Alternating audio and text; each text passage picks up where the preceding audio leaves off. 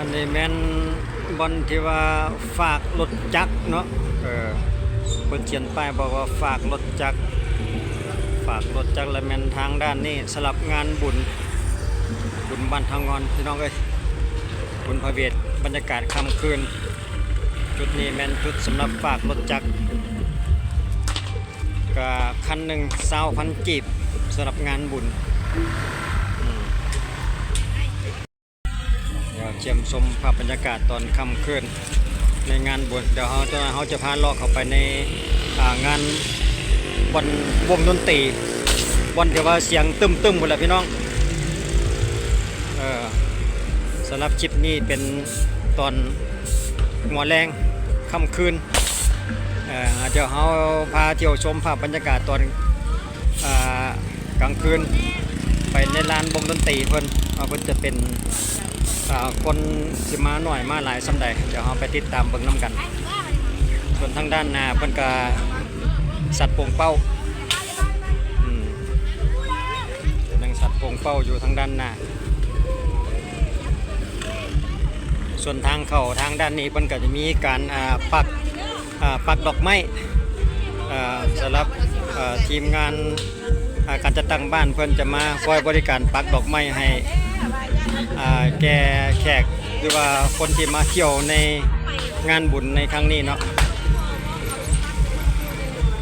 การปักดอกไม้ของเพิ่นเดี๋ยวเขาจะถามเพิ่นก่อนว่าเพิ่นปักแบบใดสำหรับดอกไม้เนาะเพิ่นว่าแล้วแต่เพิ่นจะให้เนาะ5,000 10,000แล้วแต่นี่ยกตัวอย่างคือเพิ่นมาสิเนาะเพิ่นจะติดดอกไม้ให้แล้วก็เอาแต่เพิ่นสิให้แล้วแต่ความสะดวกของผู้เกี่ยวบางคนก็ให้5,000 10,000 20,000ก็มีสำหรับงานบุญบ้านเฮาจะเป็นลักษณะในพี่น้องทางสปป.ลาวเด้อเดี๋ยวเข้าไปชมภาพบรรยากาศภายในอีกน้อยหนึ่งก่อนจิตถ่ายคลิปได้บ่เนาะคือว่าเสียงดังผู้ไปก็มาผู้มีผู้มาก็มี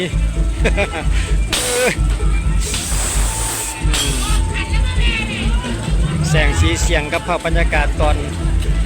สัตว์โป่งเป้ากลางคืน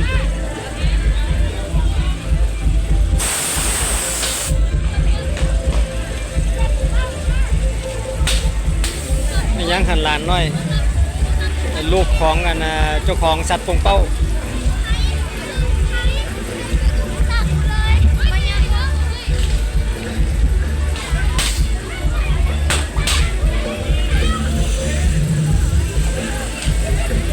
เดี๋ยวเราลองย่ำเย้าเข้าไปหาวงดนตรีก่อนว่าเพิ่นจะเปิดเพลงเสียงดังซ้ำใดเป็นตาลงคลิปได้บ่เพิ่นอยู่ในช่วงระหว่างเสพอยู่เนาะบ่ทันได้ห้องงานวัดพี่น้องงานบุญพระเวทบ้านทางงอนสถานที่เพิ่นก็มาจัดอยู่ในเดือนของโรงเรียนประถมส่วนนี้ก็เป็นภาพบรรยากาศตอนกลางคืน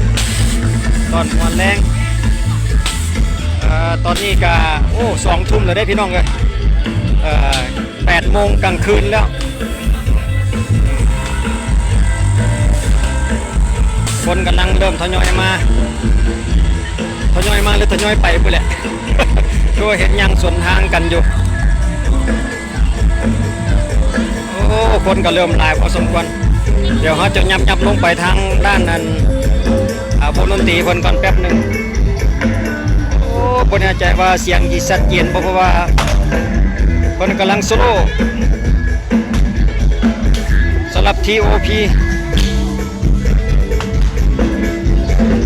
เดี๋ยวเขาเบิ่งห่างๆไปก็ได้เนาะ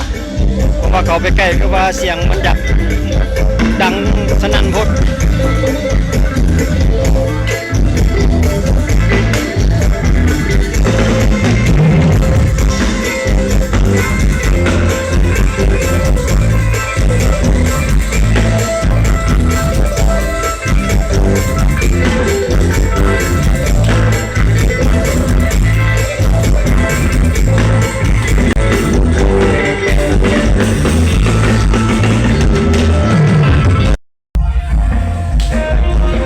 รู้สึกว่าจะเสียงดังเกินก็เลยถอย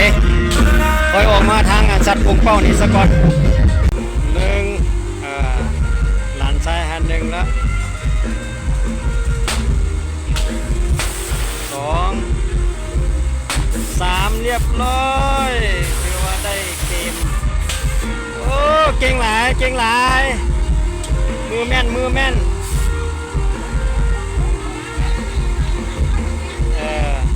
คือว่าแตกสาม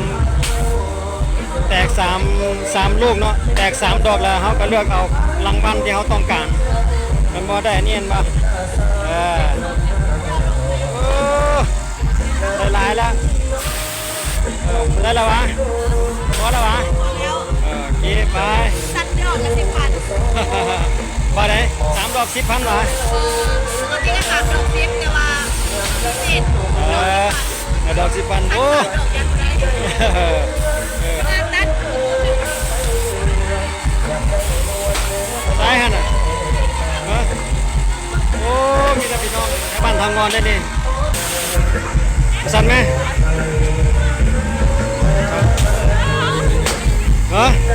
เอาไปยังลองฝีมือบางตัวเถื่อแม่นเน่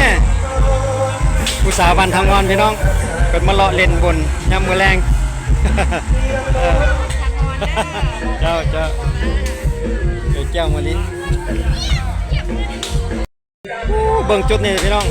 คนหลายขนาดจุดนี้นะอันปูปลากุ้งไก่พี่น้อง